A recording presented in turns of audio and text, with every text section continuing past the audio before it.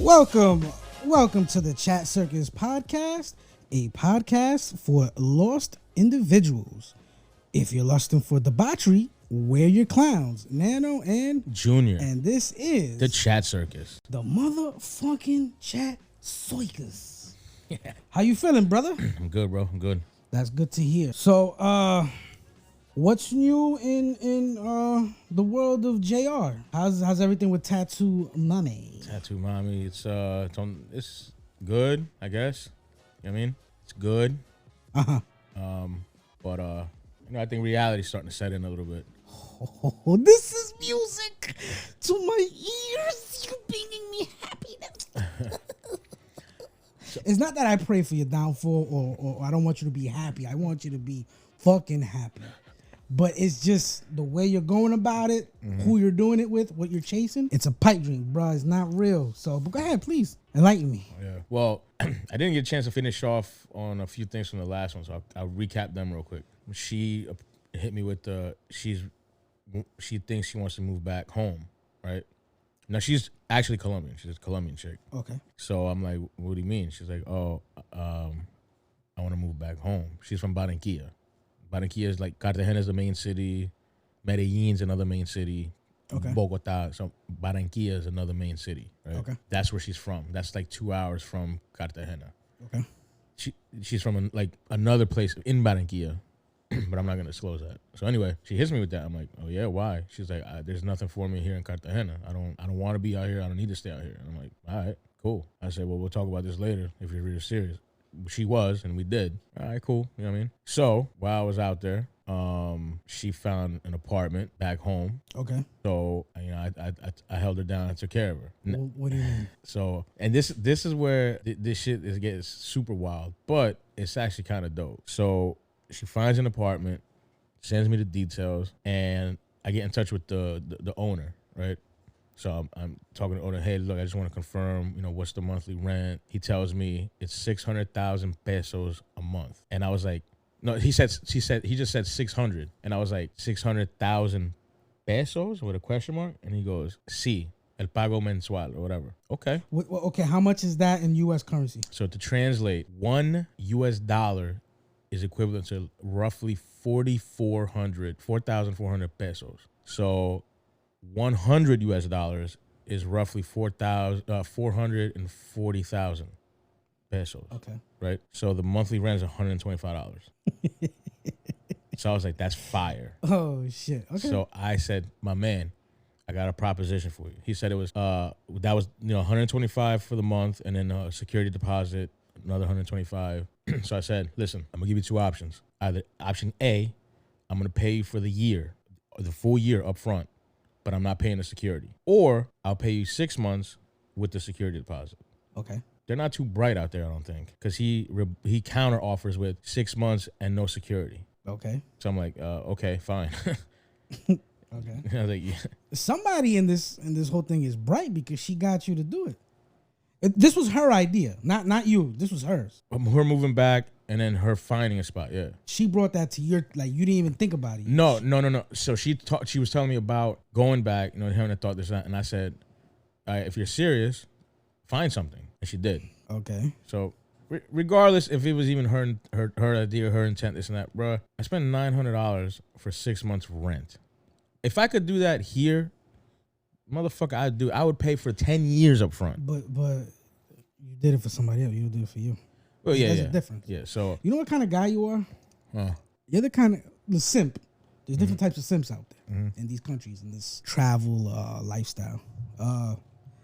There's different types of simps, and you're the kind of guy when they talk. You know how it is. When they hit you up, there's always that implication. Yeah. What are you doing? Or nothing because I don't have money.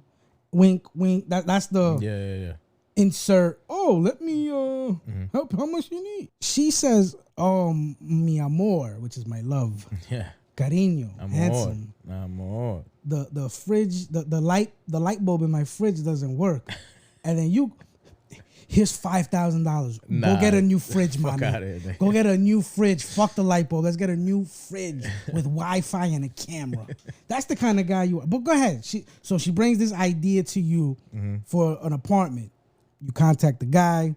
You strike a deal, $900 for 6 months. Yep. Boom, you move her in.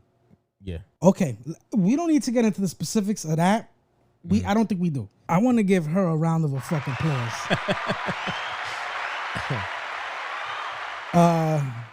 Let's have a moment of silence for Junior. Yeah, fuck off. So now we left off, and the reason he brought this up, because one, he forgot it to bring this up in the last episode, and two, it kind of, later when I find out about this, I get emotional. Yeah, so, because I'm honest with you, man. I'm honest with you. You're honest with the world. You know this is going to go on the internet. Yeah, but you already knew all this. So, it's just, I mean, they're finding, okay. Yeah, I'm honest with you. You know firsthand what's happening. I appreciate that honesty. You know what I'm saying? Thank you. I want to believe, I do believe that when you open up to me, you're confiding in me for my opinion, any advice I may or may not have. Mm-hmm. Just know that sometimes I clown you, but it's coming from a good place, I guess, to make light of the situation, because that's the kind of person me and my brother were raised to be. Mm-hmm. So there's no maliciousness in this. I get that, man. Well, with you, I'm sure your brother has the same intention, but he comes off like a straight dick. I mean, his method and approach is horrible.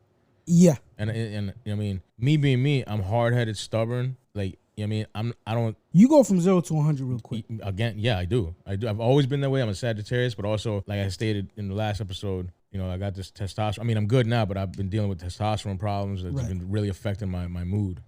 So now, the last episode, we wrapped it up with you being in Colombia, us.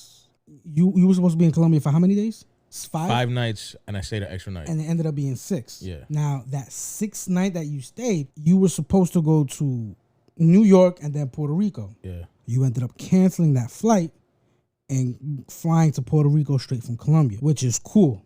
It's cool. But you kind of fucked us. Yeah, I did. I fucked you guys. You did. It wasn't on purpose, but... It was on purpose. No, it wasn't on purpose. I didn't know it was going to happen that way. You know what I'm saying? No. Let's. You didn't have any bad intentions, but it was on purpose. And the way I'm saying it is because you decided, I want to stay out here an extra day, which is cool. So you stayed out there. That's what I mean when I say done on purpose. Mm-hmm.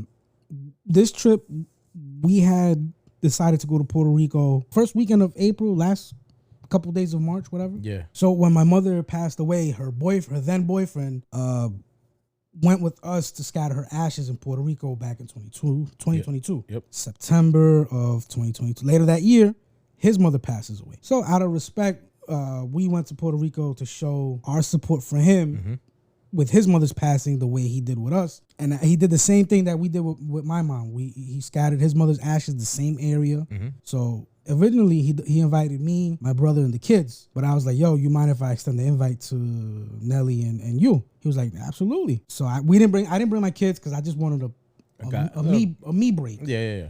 That's how Puerto Rico comes into play. You cancel your flight from Colombia to New York. You go from Colombia to Puerto Rico, which it's smarter. Mm-hmm. I'll be honest. That's a smarter thing.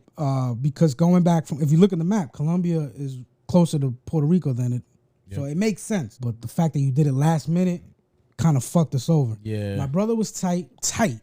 And I don't blame him for being tight, but he has this thing where he could turn something from makes nothing. A mountain out of a molehill, bro.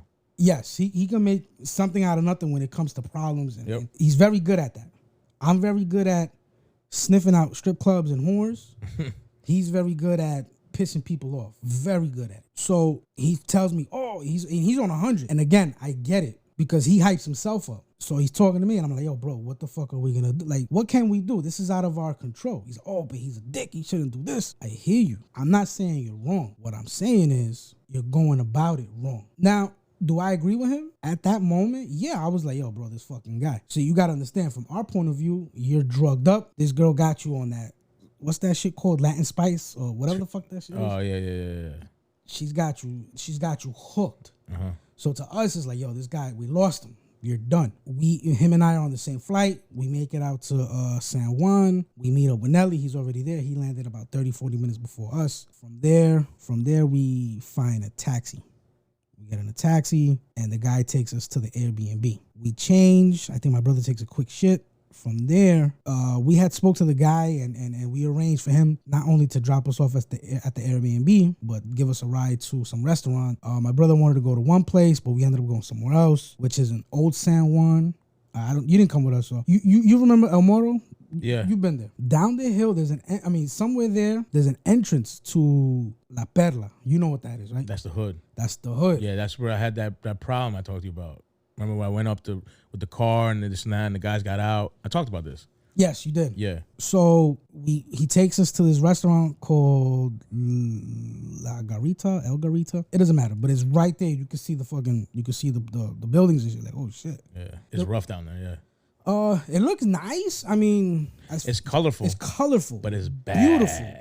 But I guess after a certain hour, you don't want to be found there. Mm-hmm. You know, it's bad. But we ate at this restaurant, and I hadn't eaten. So first thing I did, I had a beer and then I had a pina colada, which got me fucked up, bro. And they were like, "Yo, when was the last time you had alcohol?" I was like, "Yo, honestly, last time I had alcohol was probably when we were in Colombia."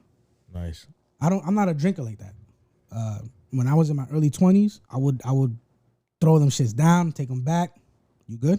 Shit, dude. I am. So like I was saying before, you rudely left off the fucking show. I had an ass trumpet. Earlier today we went to Roosevelt Avenue to eat street tacos. And my man here put extra chile on them. It was banging. It was good going down, but now it's hurting going down.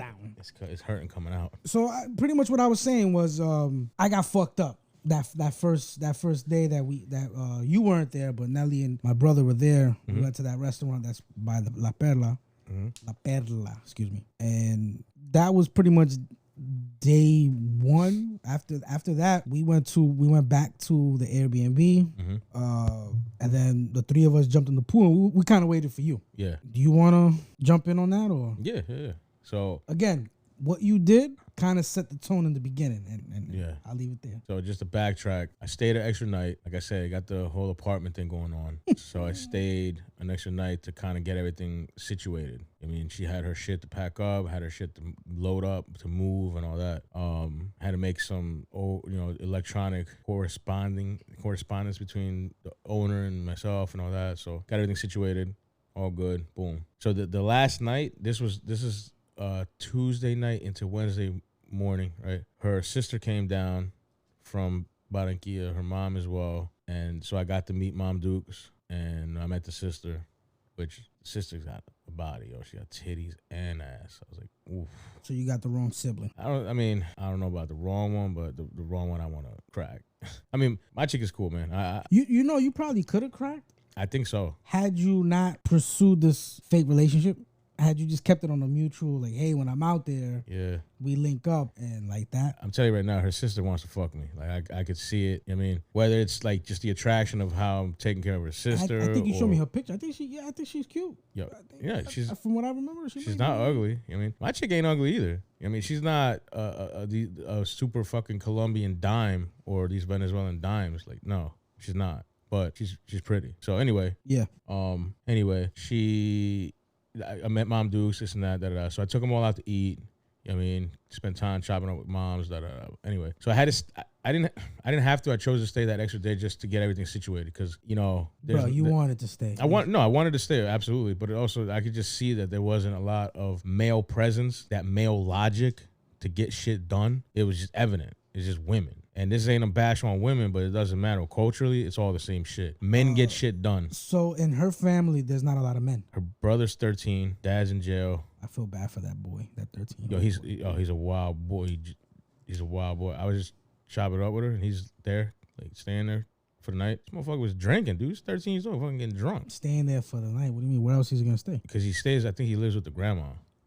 For the listeners, I always say something I've learned. When you date a woman, and this is something that grown men can use, and you meet the family, if there are more women in that family than men, run.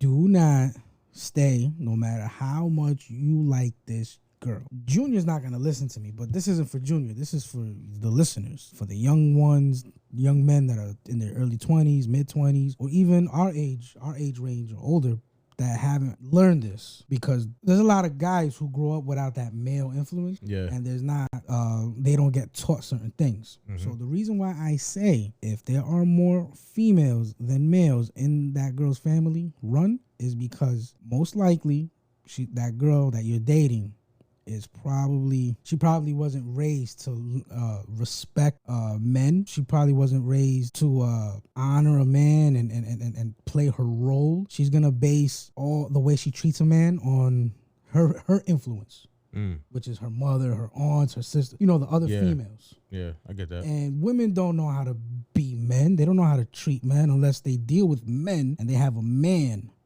not a simp. Yeah. Not a bitch, and I'm not calling you any of these. Not a simp, not a bitch, not a pushover, none of that shit. If it's a man who's gonna stand his ground and be like, yo, that puts her in her place, she's not really gonna learn to respect and treat a man properly.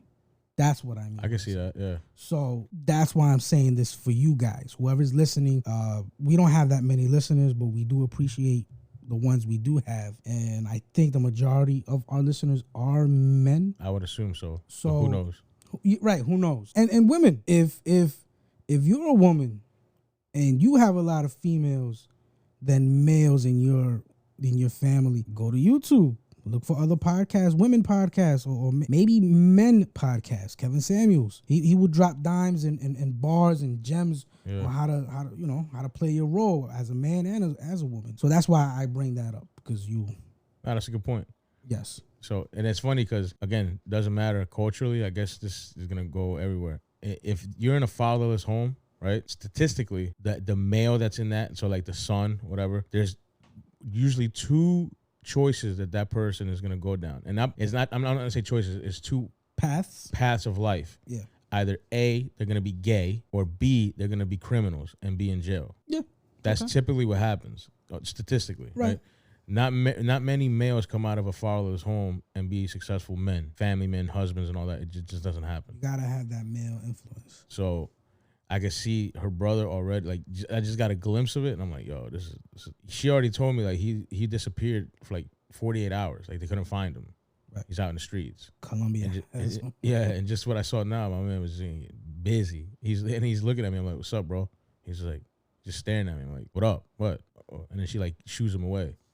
I'm like, yo, is that motherfucker drunk?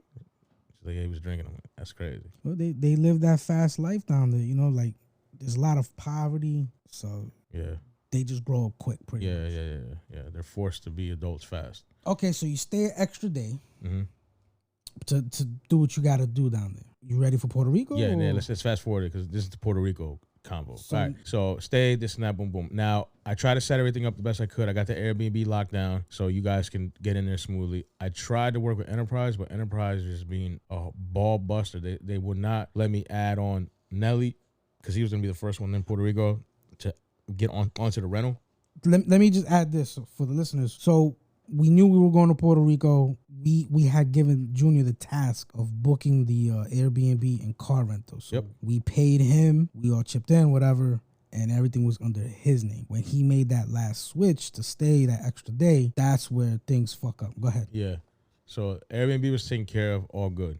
The rental was a bitch because they wouldn't let me add Nelly to the reservation because it was already active on their mind.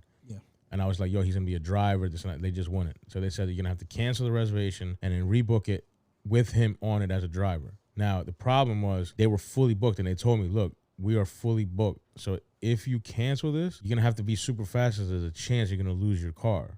And I'm like, fuck. So I hit up Nelly. I'm like, tell him the situation. So I said, listen, I said, if you're there, I said, let me know when you're there at the counter. I'll cancel it, and then you can take it right away. He didn't feel comfortable with it because, he just didn't. I guess he don't speak Spanish. He probably thought maybe that's what it was going to be. Possibly. But, I mean, they speak English clear. So he was like, you know what? Just hold the reservation. I'll get an Uber or whatever. And I was like, all right, yeah. I was like, yeah, that actually makes sense. I was like, let me know what it is, and I got you. I was like, he's like, nah, whatever. I'm like, bro, it's an unexpected expense that's on me. That's my fault. So, but, he said, whatever, it's good. So the rental didn't happen. That's why you guys had to take the cab and then all that. Shit got wild there, but it is what it is, bro. It is what it is. No, it's not what it is. I'll say this. Listen, for future reference. Well, it's not gonna be a future reference. When you know you're gonna do something, try to make it convenient for the other people. Yeah, no doubt. Try to be considerate. Again, like you said, it is what it is. It played out the way it played out. Yep. Luckily, 3 of us, we had money. It's not like we needed, you know what I mean? Like Yeah. we made it work for what it was. No, it was a total inconvenience. We spent a lot of money though, but for that first couple hours, we spent money. that fucking taxi driver G'd us, and I paid for the cab going in to the Airbnb. Well, I split that ride with Nelly, and then from the Airbnb to the restaurant, I dished out another, again. But we all, throughout that trip, we all put our hands in our pockets. So it is what it is. Yeah. It didn't have to go down that way if you were there, but again, it is what it is. Yeah. So now you get to the Airbnb. I already know the way you're feeling, because it's like you don't know what you're walking into. You don't know our attitudes, how we're gonna act towards you. We already know my brother was gonna give you shit right off the bat. Yeah. Because that's just who he is. He's just gonna let it off. Yeah, well, he was already antagonizing me through like messages and that. I was like, bro, relax. I mean, it's done. It's done. Yeah. There's nothing you can say is gonna change anything. It's done. Right. Now I'm sure everybody was upset or irritated. I get it. But it's the choice that was made and the shit, just the way the shit played out. Ideally, looking back in hindsight, I should have one way to Colombia, one way to Puerto Rico, one way to now you US, know. you know now you know. But I didn't because I didn't know. That's it. There's no other excuse, but I didn't because I didn't know. I don't think this will ever happen again, because now we know we cannot trust you when you go to Colombia. No, it's just next time it's gonna be better. No. We cannot trust you. Okay. We cannot. You could chop it up however you want. Yeah. When you're in Colombia, your judgment is off the chain. Okay, it is off. Yeah. So I don't think it'll happen again, because now we know. Yeah. What do we know? We know it. When? Now. All right. What do we know? We know it. So when you get there, we're already in the pool. Yeah. Was that the night we went out to eat tacos? It is. Yep. Yeah. Okay. So I don't think anything significant happened in the house. Nah. I mean, it was obviously there was tension. It was awkward, mostly with your brother. I think you were cool. Nelly was whatever. He was cool. He was actually cool because he had his shirt off. He was annoyed with you throughout that trip. Yeah. Mainly when we were like, we wanted to go to the strip club. Yeah. And you were like, no, let's go hang out at the Placita or yours. What's the other spot you wanted to go to? Where you Condado. Yeah. So that night, I specifically remember looking at Nelson. And he was pissed. Yeah. Again, I think we're fast forwarding it. Yeah. Let's take it back to the first night when we go eat tacos. Yeah. So it's the first night, we're in the pool except you come in. I think you're still on the phone, and again, nothing significant happened in that house at that moment. So I guess we were like, yo, let's just go eat tacos or some shit. Well, no, I was like, yo, I'm hungry. Yes. And then you're like, you knew a spot. I was like, bro, I'm starving. I got a spot. It's good shit, good tacos. Let's go. And then I kind of wanted to get out there to show you guys the area anyway, because I knew it. I was familiar with it. And what is it called, the area? The Condado. The Condado. No, Condado. Condado. Yeah. Condado. Yeah, Condado. This is San Juan, y'all. Yeah, in San Juan, yeah. We got to this taco spot. What's it called? Vagon. El Vagon. El Vagon. Yeah, it's fire. I highly recommend it. It's a nice little spot for what it is. I mean, tacos are fire. They're delicious. The scenery's dope. You saw how it's bumping. It's the vibe was good.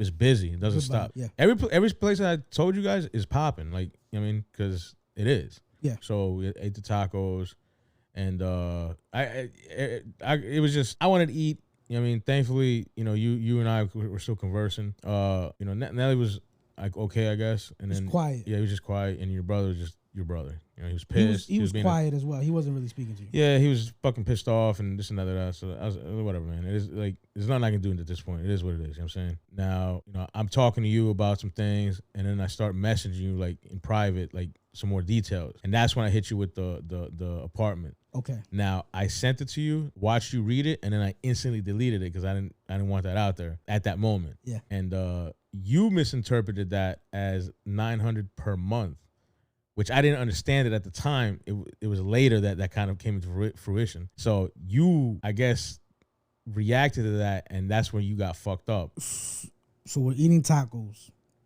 Nelly's quiet. That's how Nelly is regardless. He's always quiet. My brother is quiet and he's making small talk with Nelly. Again, there's tension. I'm talking to you, and it's not really speaking. I'm asking questions. It's kind of like a concerned parent with their child. Like, yo, I made a statement during that conversation. I said, yo, I don't know how my parents felt when they found out that my daughter's mother was pregnant when we were teenagers, but I would imagine this is how it feels. The disappointment. And I'm like, because I'm concerned, bro. You're like a brother to me. Yeah. I care about you. And same thing with Andrew, my brother. He cares about you too. No matter how tough he tries to act, no matter how much of a dick, there's love there. Yeah. There's care. I know that. So when he comes at you, it is to make fun of you, but at the same time, it's because he genuinely cares, and we don't want to see you get used or hurt, or God forbid, worse. You go out there, you're doing 2C, and it's a bad batch, and you're fucked up off fentanyl. Yeah. We both work in prison, and we see that. So you can tell our imagination goes off the wall. Yeah. So anyway, I'm speaking to you, and I'm just asking questions, and I'm just letting you know, yo, I'm not trying to come at you. I'm just really concerned that yada, yada, yada. You send me the message about the apartment. I glance at it, and I got, all I saw was apartment, 900, and then something else. And then I put it down, and it was gone. I put it down, I looked back, and it was gone in an instant. And right about that time, that's when I start cracking and I start tearing up and I start crying because I was like, yo, what? We lost? Yeah. We lost you. This guy is gone. This woman has put drugs in his system. She's got that Spanish fly on him.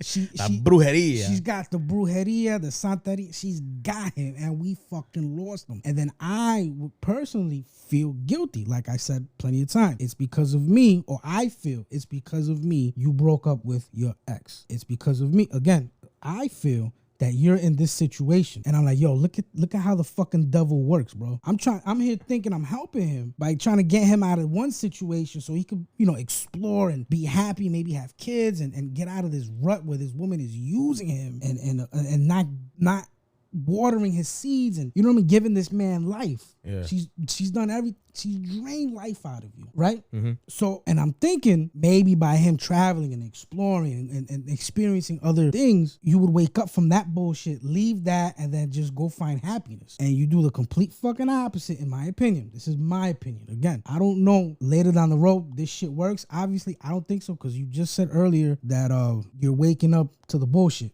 Mm-hmm. Or you're coming to reality, and now you run into this bitch's arms, and she's got you by the balls. Again, I made that statement earlier. This fucking chick could tell you, yo, the light bulb in my fridge don't work, and you're over here buying a new fridge. Bro, you said it. How much did you spend that last trip? Yeah. You don't want to say it? No, yeah, 3,300, like 32, 33. Over 3,000. Yeah. Holy fuck me. So when I see that text about this apartment, yo, I fucking break down. I'm like, yo, it's my fault. This motherfucker is done. He's done for, bro. Yeah. There's no coming back. It's not your fault, by the way, but yeah. You have to understand. If anything, it's your brother's fault, because I didn't meet her until the third trip. that was your brother. It is my fault. It is my fault, because I introduced you to Colombia. Yeah. I introduced you to this travel shit. Yeah. I introduced you to this way of life, and obviously you were not ready for it. Why do I say that? Is because you were already doing that with iPhone Mommy. You were doing it at a lower level. Yeah. I graduated. You didn't graduate. You just fucking went off the wall. Like, you just jumped out the window with this one. Yeah. You were not ready. I think that it's baby steps, and I think for everyone, I think the first step is the Dominican Republic. That's how I truly feel. But I spoke to my boy, you know who I'm talking about, my OG, and he was like, yo, not everybody can be saved. Not everybody is meant for this type of shit. You got dudes that's just meant to be in a relationship. Dudes, you know what I mean? Yeah, but see, so this is the thing. Nobody knows me. Like, you know what I mean? And I'm on this journey. I don't know where the fuck I'm going. But the thing that I need to make clear is I've been a dog. I probably set the tone, because before y'all were wilding out, I was doing that shit here. And I mean, I was the talk of the family for a minute. If we rewind 2020, so I say that to say this: it's there. It's just now, because I was tamed for so long. It's like this weird thing where I want to be wild. I want to have my cake and eat it too. So I want to be wild, fuck who I want, when I want, but I also want, because now I'm older. So I got to explain this. When I was with my ex, right? I have a lot of love for, I still have a lot of love for her, right? But there came a point where I was like, all right, I'm not in love with this person, and I don't see a true future because of her personal things. Not personal, it's medical, right? I couldn't see myself having children, so I just lost that. I'm like, I'm not gonna have kids. I really didn't see a marriage and all that because, you know what I mean, I almost lost her twice. So that plays a big part into how I felt about things in the whole totality of my life, right? And then I harbored a lot of guilt because I didn't want to leave because I knew I was the bedrock to her world. You know what I'm saying? And that's a lot of pressure, but that's the pressure that I put on myself. Right. Because one thing about me, I'm an asshole, I'm a dick, this and that, but I am a provider, and I've always been a provider.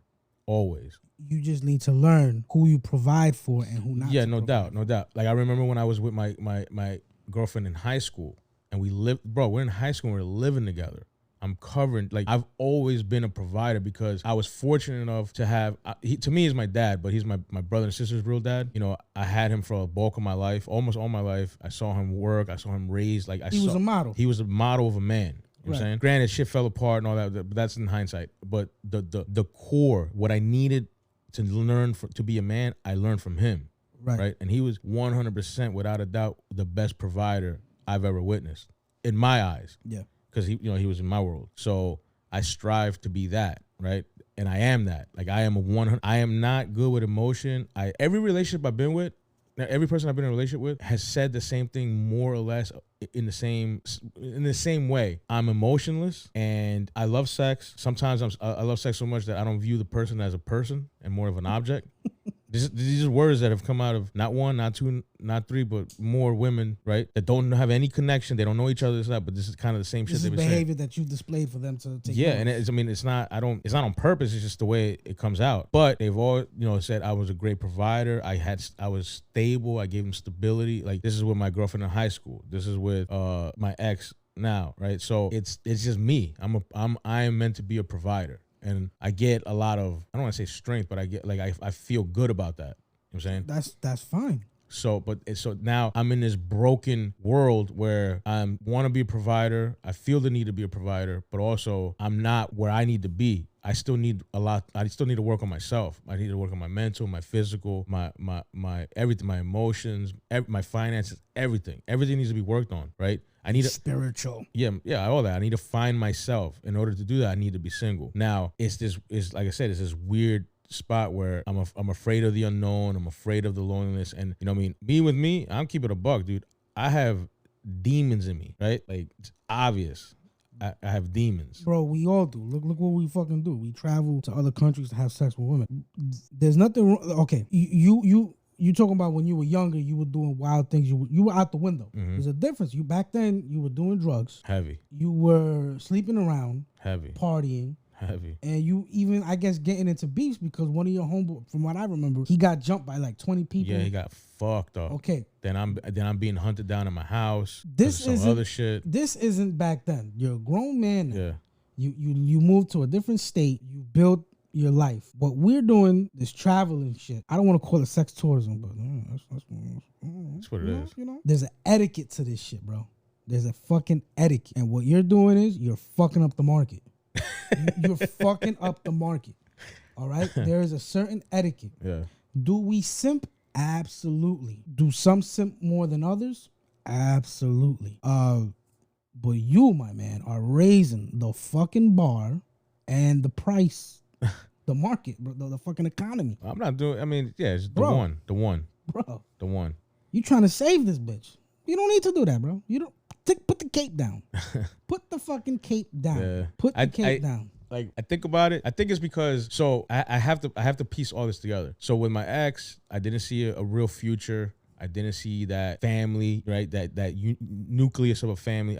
Because, and it's not her fault. It's just the card she was dealt. She has a lot of medical problems. She's, she almost legitimately almost died twice. So that it was just never to me, it was never in play. But now that it's over, and I told you this, within days, the thought of having a child and a family sparked, right? Now, I'm not saying I want to have a family with this chick. I'm not saying that. But I'm saying that the thought is there, right? You nutting in her, bro. So I look at her. She's young. She's fertile. Yes, we met under the pretense of prostitution, but it's like so early on. I'm like, maybe there's a chance. No, there's no. I'm just telling. I'm telling you. You're giving me your thought. I'm process. telling you my thoughts. Stupid. Okay. So that's what I'm thinking, right? That's where my mind is at. And because I'm not repaired emotionally yet, I'm in this fucking weird spot where no one, and the craziest part is everything we've ever talked about on air, off air, whatever, I've acknowledged and I've accepted and I've never denied. Yes or no? Yes or no? I'll say yes. Okay. But there was at times where you just look at me and I'm like, yo, bro, what are you doing? You can't be doing. And you just look at me and you say, I'm just gonna do what I want to do anyway. Yeah, but I acknowledge everything and I never deny. I never say you're wrong. I accept everything. I know this shit's fucked up. I know what I'm doing is crazy. Dude, I've never denied anything. Mm-hmm. But I just fucking can't move past whatever the fuck is going on. Just man the fuck up, bro. You know what I'm saying? Man up. I feel like if I could do it, you could do it, bro. So if I don't know, my brother hasn't been in a relationship in years, but bro, it's not that hard, bro. It really isn't. Yes, there's nights, and I've said this already. There's nights where you get lonely and you get sad, but when you travel and you fucking around with different women and you're at the beach and you're eating a nice steak and lobster, all that lonely shit goes out the fucking window, bro. All that shit goes away. So I will say this, and I do think you're right to a degree. DR should have happened first just because of how you guys talk about it, how everything, from what I've understood, how it moves, right? Yes. Everything's a business transaction, everything. With Colombia, and I think this is where it hurts me because I'm in a fractured state. Yeah.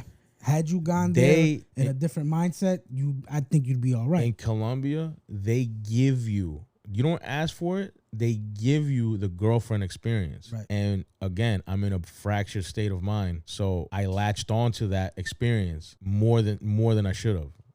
Yeah.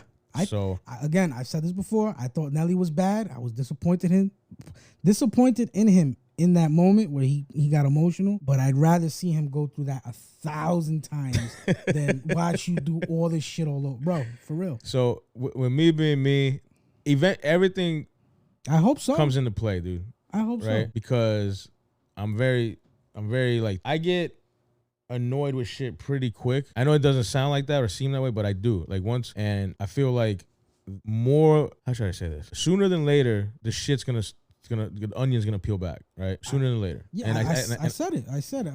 And I'll give me talking is not gonna make you realize what I've been saying. Yeah. Your money declining is what's gonna fucking wake you up. Yeah. Go ahead. So that's that. All right, cool. Let's get back into Puerto Rico. So there's tension in the air, and I can feel it, but I'm trying to move past it, whatever. So we go get tacos, cool. I mean, I'm like free of Colombia. That's, I have discussed that. Like, listen, I'm gonna be in Puerto Rico. This was already in the books. This was done way before you. So I'm gonna keep in contact, but it's not gonna be what you're used to because I'm gonna be with family. I'm gonna be doing things, and we're out there for a purpose, which was for, you gotta say so and so's mother's passing, right? Yeah. All respects to that. Now, getting tacos. I'm giving you the deets, and then you get emotional, and it actually fucked me up. I'm like, damn, my man, like what's going on? And then you broke down, you started getting emotional, you teared up a little bit, and I was like, fuck. And then your brother was like, oh shit, like the whole mood changed, and I was like, damn. I was like, my man, I'm not trying to make you feel like that. Like, that's not my intent. This is my journey. There's no one that can do this but me. It's my journey. You know what I'm saying? There's no harm, no foul, no blame on anyone. It's all on me. All right, that's that. We leave from tacos, and I say, yo, let's cruise over here to check out this area. I want to show you guys. And we're driving down the strip, and it's busting. Like, you see this, that, then that. Like, you were like, oh shit, it's popping out here. Did we do anything else that night? No. Well, we did that, and then we shot we did that, and then we shot right to Walmart to get the shit for the house. Get back. That was night one? That was night one. We get back to the crib. Oh shit, yeah. I got the fucking croissants that fucking guys you fucked up the croissants. Are you gonna finish that croissant? So that was pretty much it. I forgot about that. Yeah. Tension was still in the air, but tension was there the whole fucking trip. You were driving like a fucking madman. I gotta tell you, and I think you were driving like a madman is because you were texting her and she was pissing you off. I don't know. I could be wrong. Nah. You kept braking. You were on people's asses. There was times I thought the fucking car was gonna flip. So I said, yo, let me go to sleep. A lot of times, if I fell asleep. Yeah. Because I just like, yo, if I'm gonna die, let me die in my sleep, bro. Well, no, I mean, that's kind of how I drive in Philly. Philly's crazy. And then me being in San Juan, and especially that area, it's that Puerto Rico is they're crazy, bro. Puerto Rico drivers are horrible. They're horrible. And then in that area, because it's an actual city, it's even worse. So you have to be aggressive, because if you recall, at some point your brother started driving and he started driving like a maniac too. I didn't say shit because I'm not gonna tit for tat motherfucker. But remember when he took over, started driving? Yeah. Think about how many times he fucking slammed the brakes and we all fucking busted our chins. Right or wrong? Yeah. So that area, you got to be aggressive because it's just the nature of how it is. You got bad drivers on top of a city. It's just bad. It's all bad. So I was being overly aggressive, kind of like that's how I drive in Philly though, because Philly's nuts. Right. So whatever. Right. But then I'll get into that in a little bit. But then that was night one. Night two starts, or day two starts, and I forget what was day two. What did we do day two? We woke up. We went to go see my grandmother. That's right. We drove to go see your grandma. And we went to get the pastries. We saw my grandmother for like about an hour. Yep. Then we went to the Obispo. We went to the beach. Pause del Obispo, which is in Arecibo. We did that. We had pinchos. Yep. And I think after the beach, we went back to the Airbnb, no? We met at the Airbnb, showered up, got dressed, and then we went to La Placita. That's what your brother had recommended. Well, I think we took a little break first, right? We chilled. We chilled for a little bit. And then we went to go do that. We went to go do that, and then after that we went to Frenchie's.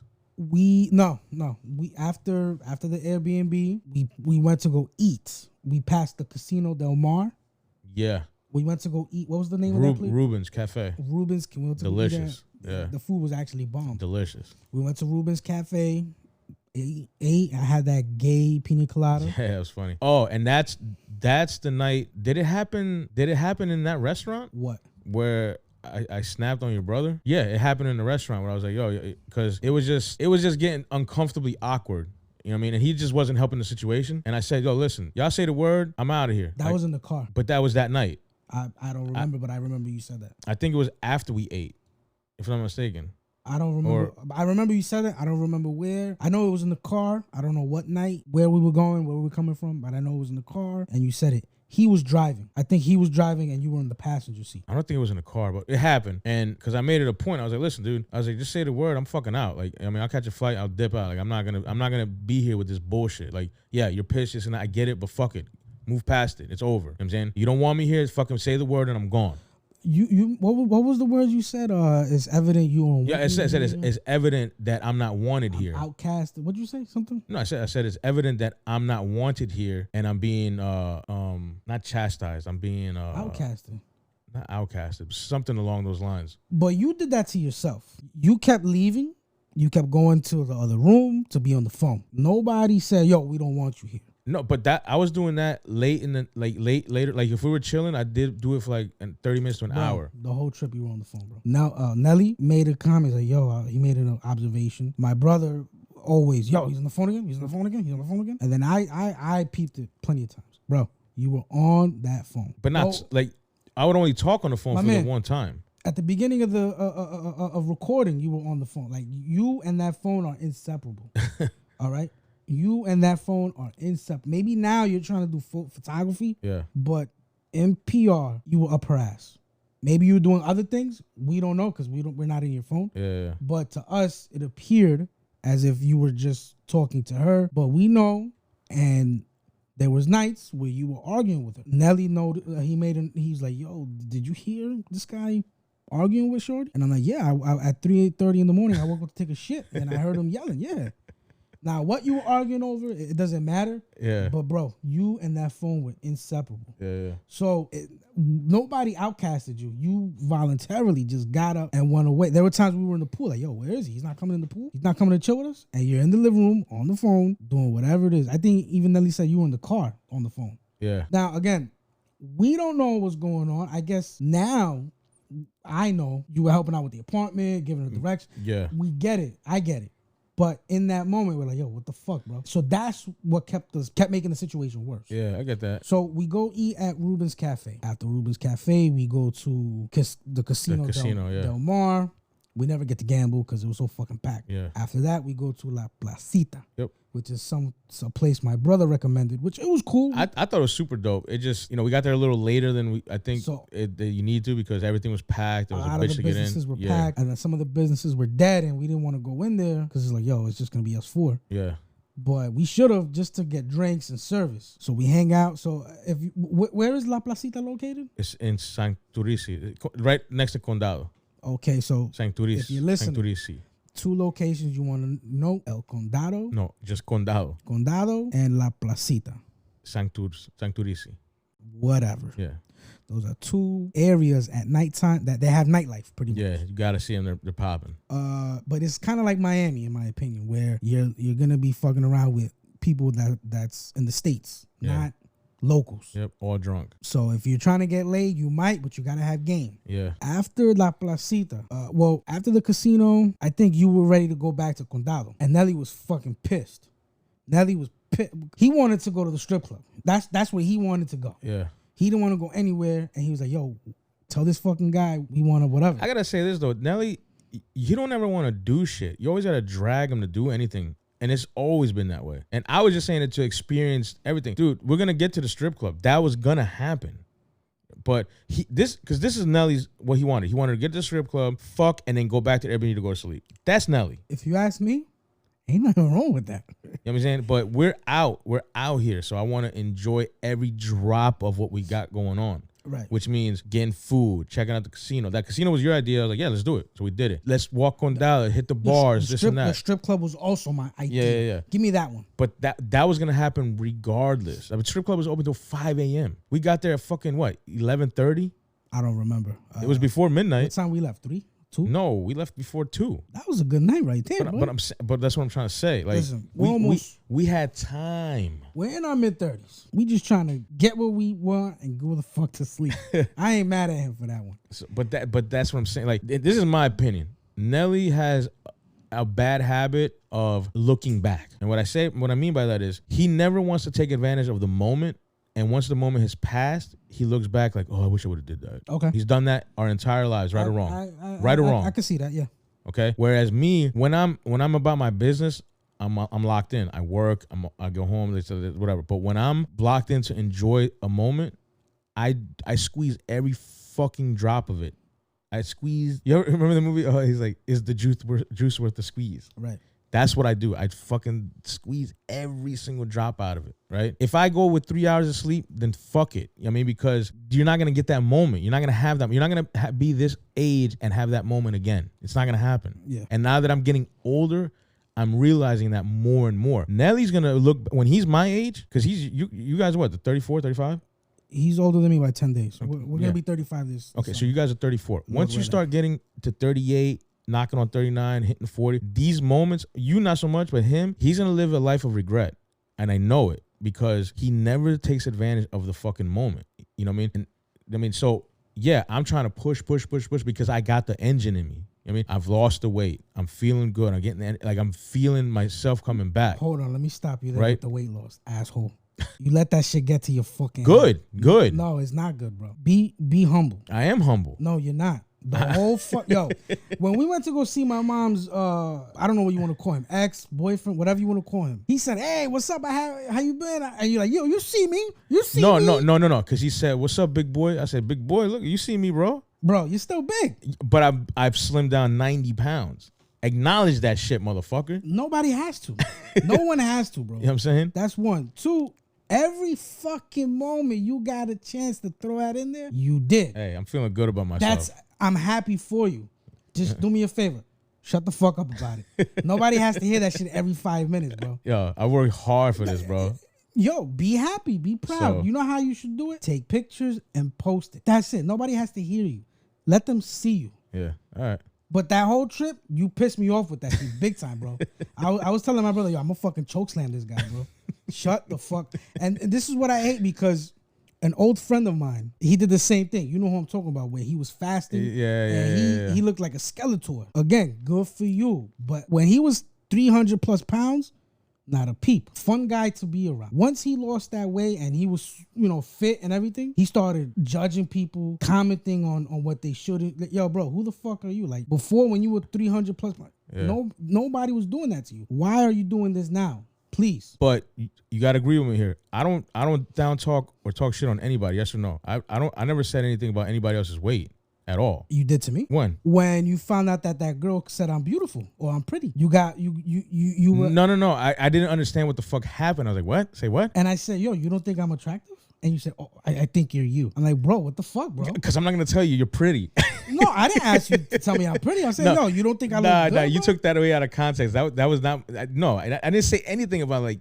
anything about your weight, this and that. You're just like, you don't think I'm pretty? I'm like, you're you, dude. You don't think I'm attractive? I'm asking you now, bitch. You don't think I'm attractive, motherfucker? Bro, at this weight that I'm at, I've ballooned up. I can still bag bitches, bro. But I didn't say anything about your weight, nor did I say, no, it's just, you know what I mean? Do you think I'm attractive, motherfucker? Sure. Yeah, you're attractive. See, dude. He won't admit it. You're attractive. Before, he used to tell me, yo, our family, each family, we have that one good-looking sibling and the other sibling's ugly. You used to tell me I look good. Now you don't even say it. Fuck. And you know what I'm talking about. Fuck, bro.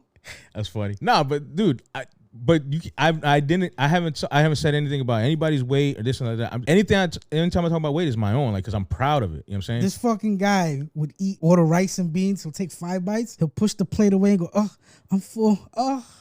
Fuck off, yo. I ate more than half. I ate like 3/4 of that shit and I had pause. I'm like, damn. He looked like fucking Captain America getting punched by the Hulk, trying to hold his composure. Like, oh, I gotta, oh, my stomach. Oh, I'm full, bro. I can't.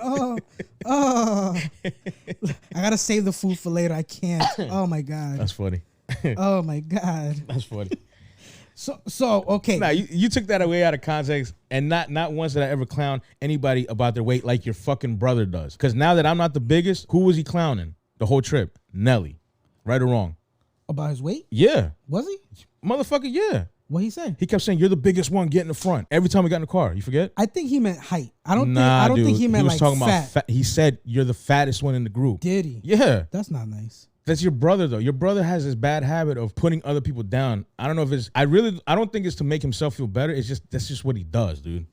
You know what I mean? Whether it's subconscious or conscious. I don't want to believe it's conscious, but he has a humongous habit of putting somebody down. Always. You know what I mean? When I was the biggest motherfucker, he would always throw that shit in my face. Right. Right or wrong.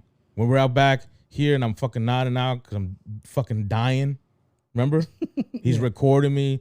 This and that, he's always done that shit. He's quick to pull out that phone. Mm-hmm. He's quick to pull out that. I'll give you that one. Yeah, he did it to Nelly in the November trip to clown him. He did it to me when it was me and him in the February. Hold on, what do you mean? Wait, what do you mean November? Obviously Colombia, but what do you mean? When he was booed up with the chick on the couch. That was him who took those pictures? Yeah, of course. Yeah, that was him. Oh. He recorded all that. And he always does it low-key candid. Like he did it to you. And he did it to me in the pool. I didn't know he was recording me. Yeah. Then he posted to the group. And I'm like, this fucking guy's always trying to clown somebody. You know what I'm saying? But do it to him. Watch it be a problem. You know what I'm saying? I was fucked up years ago. When my mother died, he gave me RSO. Oh yeah. That shit's fire. Yeah. I was fucked up. I know for a fact he pulled that phone out. He says he did it. I never brought it up again. But I could have sworn he pulled that fucking phone out and was recording me.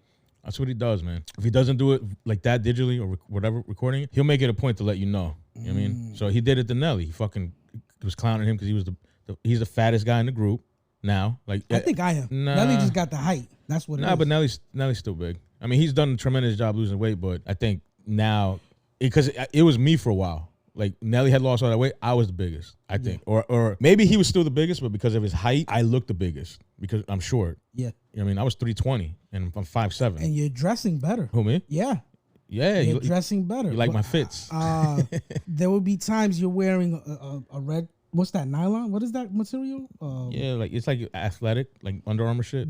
You would wear that same, I don't know if it's that same one, but a red shirt. Yeah. Gray shorts, black sneakers, and long ass socks. And I'm like, yo, what the fuck is this guy doing? Yeah. And then you would have your hair tied up in a ponytail. I'm like, yo, what is this guy doing? Yeah, it was disgusting. But you are dressing better. The point is, be motherfucking humble. That's all I gotta say. I'll accept that. But again, I never dog nobody, never clown nobody. If I would talk, I would talk about myself and big myself up just because I'm proud of what I've done. That's fine. But I hear what you're saying. So now, after the casino, we go to La Placita. Yeah. We walk through. I think that's Puerto Rican Miami. That's got to be Puerto Rican Miami. After that, we make our way to the strip club. Frenchies. Before we get into that one, I just want to let people know, whoever's listening, if you do make your way to Puerto Rico, San Juan, it's not Colombia, it's not the Dominican Republic, it's not these other countries where there's an opportunity for sex tourism. Mm-hmm. If you've got game and you able to mack it to a chick and there's opportunity to get laid. There are 4 strip clubs that I know of in the San Juan area. And these are the names: Lips, The Dollhouse, D-Girls, and Frenchies. Frenchies was the one that we went to. I think because it was right in the location of where we were going to be. Honestly, I think most of them, because 4, and I think I only looked up 3. Oh, okay. Those 3 were all in that area. But something about this, I think you knew like for sure it was a lock or something about it. You're like, we got to go to this one. It was the closest one to where we were. That's 1. 2, okay. Again, the sex tourism. The night before, Nelly was very like, yo, let's get some girls or whatever the fuck. Mm-hmm. And I had hit some up and I got successful with one of them. And she was telling me the prices and she was just like, you're better off just coming to the club. And I'm like, what club? Frenchies. And I said, oh, why? Because you can get laid there. Boom. That's when it locked into me. So now after La Placita, we make our way to Frenchies. We find parking. We go to the front door. The bouncer tells us it's $20 cover charge, which that's New York price, bro. Yeah, that kind of blew me. If Puerto Rico is $20 to get in, I can only imagine what New York is. Yeah. Well, you know what I'm saying? Mm-hmm. Unless it's still $20 to get into a fucking strip club. I'd say this is the first time I've been in a strip club in like 10 years. Same for me. Yeah. The last time I was in a strip club was when my brother when we went for my brother's birthday. Remember I was sick? Man, that was like what, 2014 or something? 24. I was sick, bro. Yeah, I remember. Yeah, you had the flu. I was fucked up, and you were pressing. Yeah, you pissed me off that night, bro. Yeah, but that's because I was like, damn, dude, we gotta go. Because I didn't want to go out without you. Do you know how bad how sick I was? You had a good time though, I remember. But you were sick. I remember that. I muscled through it. Yeah. Well, you were on antibiotics and you started drinking, so you got fucked up. I was fucked up. I was shivering. That's how bad it was. I had the chills. Anyway, it's been years, like you said, since I've been to a strip club. So $20 to get in, I'm like, yo, that's New York prices, but it is what it is. We're in San Juan. My brother puts his hands in his pocket and he paid $80. Yo, I didn't realize. You told me that today. I had no clue because I thought your brother gave the bouncer 20 and then he let us all in. What I'll give him, he knows how to bust balls, but when it comes to this activity, he don't give a fuck. We're gonna have fun. Mm-hmm. I give him that. So he pays the bouncer the $20 for all of us, $80 in total. Mm-hmm. The guy pats us down, we get in. Soon as we walk in, it's kind of confusing. Like, yo, what the fuck? It's not a hole in it. It's big. Yeah. It's big enough, but it's like, yo, what the fuck? It was kind of dead. It was dead because we got there so fucking early. That's fine, bro. Listen, when we went to Condado, mm-hmm. it was all right. But to me, Condado is where you eat and have a drink. And that's what I wanted. I wanted to eat and then get a couple drinks in us. But let me ask you. Yeah. Knowing that there was tension, do you think that would have been the right move? Honestly. I think so because it was, we were going to get loose. You were the only one pressing for that. Nobody else was. I was just going with the flow. Yeah. Nelly didn't want to do it. And then my brother, I don't know what he wanted to do really, but I think he just wanted to go to the strip club just for Nelly. I can't speak for him. But I think you were the only one pressing for that. So it was dead. I didn't mind because I was tired myself. I just wanted to go fucking lay down. Mm-hmm. But as soon as we walk in, we see ass and titties and it was nice. Mm-hmm. Mm-hmm. The waitress greets us. We're looking for a place to sit. And then I guess the manager, I don't know if that's who he was or what. Yeah, something like that. But he approaches you, I think, or you pulled him to the side. No, he got me. He pulled you. What was the first word that came out of his mouth, sir? Yo, this is the wildest shit, man. I've never been in a place ever in my life. My man comes to me, he's like, like, buenas noches, like, good evening. He's like, all right, you guys been here before? I'm like, nah, man, traveling out of states first time. He's like, all right, so it's $40 for a dance, it's $250 to fuck, and it's $120 for starting at bottle service. And I said, hold on. I said, my man, hold up. Let's rewind that. Say what now? So he laughs and he repeats it. He's like, $40 per dance. It's $250 to fuck, and it's $120 to start bottle service. You guys want to get a bottle? So then I'm like, all right, well, let's start with the bottle first. What do you get for $120? He's like, oh, you can get rum, Bacardi. You can get all the basic shit, like the basic vodka, the basic rum, the basic whatever. Right, so I was like, all right. So I say, let's stick with rum because it's one of the easiest ones to mix with. So he's like, all right, it's $120. All right. So then that's when the waitress comes over. Now she's our waitress. Yeah. And she's like, okay, so you guys want to get Bacardi? Like, yeah, let's get rum. Okay, cool. You guys want mixers with that? Like, yeah, you know. And you're like cranberry, and I say pineapple juice because rum and extra. Rum and pineapple is always a good mix. So she's like, all right, it's $10 per mixer. And I was like, huh? So she's like, it's $10 per mix. And I'm like, okay. So you put up 60, I put up 60 just for the bottle, and then I put up another 20 to cover the cranberry juice and the pineapple juice. That's gotta be bullshit. I think it was $20 for an extra mixer. Because I remember she said it comes with one. I said cranberry. You say pineapple. She's like, it's an extra 20. That's why you paid an extra 20 for one. Maybe. Which let me tell you, for what it was, the way we are, we're gonna make fun no matter what. We're gonna have fun regardless because that's who we are. However, them prices were ridiculous. Yeah, they were out of control. $20 for a a pitcher of pineapple. Are you serious? It was out of control. It was bugged out. But I mean, they gave us a huge pitcher of ice. We got the bottle. We got two pretty big things, cranberry. I mean, they covered everything. Like, we never ran out. Yeah. Plenty of cups. So, I mean, it was... For what it was? For what it was decent, a decent amount of service. I'm a little surprised they didn't have hookahs. Yeah. They probably did, but I don't know. I didn't see anybody. I didn't bother asking. So, you know... go sit down in the corner. With that, it comes the VIP section. So, we got a pretty big VIP section for the four of us. And now it's just the vibe. So, now we're getting the drinks going. And then just typical Puerto Rico, bro. The women in Puerto Rico are... mostly gorgeous, but they're all fucking conceited. They have this stuck up, snotty fucking attitude. Whether it's on purpose or just a culture, I don't know what it is, but they have the most conceited fucking attitudes I've ever seen anywhere. The strip club was no different, bro. You would think you're out here to work, you got to shake your ass, you got to earn these dollars. No, bro. The whole time we were there, the stage was empty more than it was filled, which was mind-boggling to me. It should have been two girls on the stage. Yeah, as big as it was, and as dead as it was, there should have been bitches everywhere.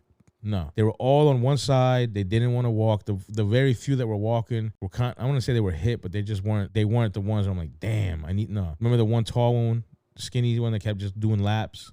Yes. Then there was the one that she was a little thick. That she was over here, then she came over here, then she scooted over here. Remember? I guess I don't remember. Remember she had she was like thick, but she was like a little sloppy thick. Okay. Remember or no? No. And then the one that came to me, she was actually decent, but just do you remember she was like giving me like a mild lap dance, and then the other thick one came through and I started slapping her ass. The one, okay. And then she got mad. She's like, "Do you want her?" And I'm like, "Nah, chill." And the first one that came to you, my brother ended up smashing that one. Oh, okay. I believe, yeah. The little skinny one. She wasn't little skinny. She was slim thick. She had a body on her. She wasn't. Okay, not the chubby one. No. Okay, so I know he's not. Yeah. All right, I know who you're talking about. Yeah. She was all right. She was good. She was beautiful. We're sitting down. Before any of that happens, who went up to the stage first to throw some dollars, make it rain? You? Are you asking me or telling me? Hey, you. Tell me again. Who made it rain in that motherfucker? Yeah, you were like, yo, let's go throw some money, and then you went up, and I was like, all right, I came with you. Before we went to go sit down, I slid this chick, like the waitress, $60, and I said, can you give me singles? She said, no problem. So she came, gave me my money. I saw a girl on stage. I said, yo, let's go. Yeah. And I think you guys didn't get singles yet. No. So I went up and I went to go throw some fucking dollars on these bitches, bro. I went to go make it rain on the house. The funny thing is, it was only really you and me that was throwing paper. Yeah, for well over an hour. I think, and I've noticed. Remember La Oficina back in the day? Yeah, we have this thing where we go to the strip club, and I love it when it's dead. I love it when it's fucking dead because I know I'm not going to a strip club without money. I'm not one of those guys. Mm-hmm. I'm not gonna go try to get 2 drinks and bum a lap dance for free. I'm not. My mother raised me to make it rain on these hoes. No. If you're gonna be somewhere, it's because you're supposed to be there. If you got no business being there, why are you there? Okay, yeah. That's so good. I say that to say this: if I'm going to the strip club, I'm gonna go with some dollars. Mm-hmm. I'm not gonna fucking blow my whole life savings or whatever I got in the bank, but I'm gonna go with a couple hundred. So I'm there, and I fucking love it when it's dead. And we've done this in La Oficina. We've done it to a lot of strip clubs that we've gone to where it's dead. We show up, we throw fucking singles. And I've never seen anybody do this where the girl goes to them and then we start putting dollars in their bikini or whatever they got. Nobody does that. Yeah. I've never seen anybody. I'm not saying it doesn't exist. I'm not saying nobody does that. What I'm saying is I've never seen people do it. It's an unspoken communication that we do. We don't even know we just do it. And then it's like boom, boom, we're feeding off each other and they love it. They love it because I don't think it happens regularly. No. So by the end of the night, I don't want to skip the whole night, but by the end of the night, just to go back to what you said, by the end of the night, there was like a couple white boys that they started throwing dollars as towards the end of our night. Yeah. But so I'm the first one that goes up to the stage out of our group. There was already two guys sitting there, and they were just, I guess, touching or looking. And I'm like, yo, what the fuck is this? I approach the stage, I sit down, and I just start fucking throwing dollars. Whoa, I love that shit. So she sees, oh, this motherfucker's throwing money. Let me go to him. Comes to me, and she starts opening her legs, pulling her bikini to the side, showing the pussy, showing me the pussy. I was putting dollars. All over her bikini, all over her bra, her little. They wear that waistband around their thigh. I'm putting money in there, and then I put garter belt, whatever the fuck that shit is. I put money right over her pussy. She smacks my hand, not hard, but like a little tap, like yo, don't touch. Yeah. I touched that fucking pussy.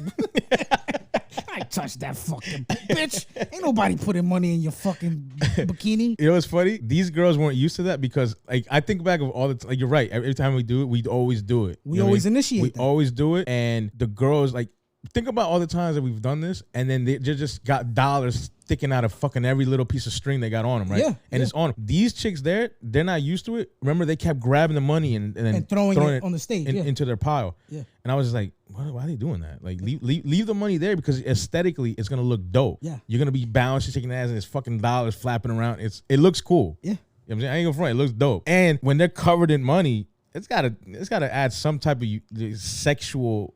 You know what I mean? Like, oh shit, he's spending. Yeah, he thinks I'm sexy. Yeah, it does something. So they feed off that energy, and that makes them shake their ass. That's right. And show titties and go all out. And then, because they'll pull their titties out, they'll show their pussy. Like, yo, they get nasty. I'm like, yes. So I initiate that. Again, we do that all the time. Yeah. I go back to sit down, and that's when our fucking night begins. Girls come to us. They already know, oh shit, these guys got money. So they start circling around. You know what the strippers do. You know what strippers do. And I'll be honest, they were all right. There was one, maybe two, that I was like, yo, these bitches are bad. No, I'll give them three. My brother had one, the one that he took. I think she was bad. The one that guy with the blazer.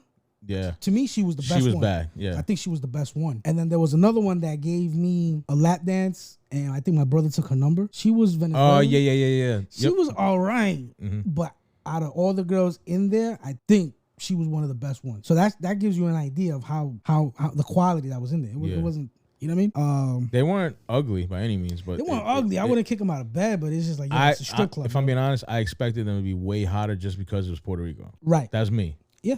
I agree. The one that Nelly smashed, she was sexy. She had that fake Cardi B body. That's Frankenstein? I guess. You know what I mean? She had the big tits, body. big her ass. face was cute. She had a gorgeous face. Beautiful face. Yeah. Would I do it? Probably not, unless I don't know. I wouldn't pursue. I got a lap dance from her. Her titties were hard. Her ass was hard. So, and she said, she's like, you want sex? And I'm like, no.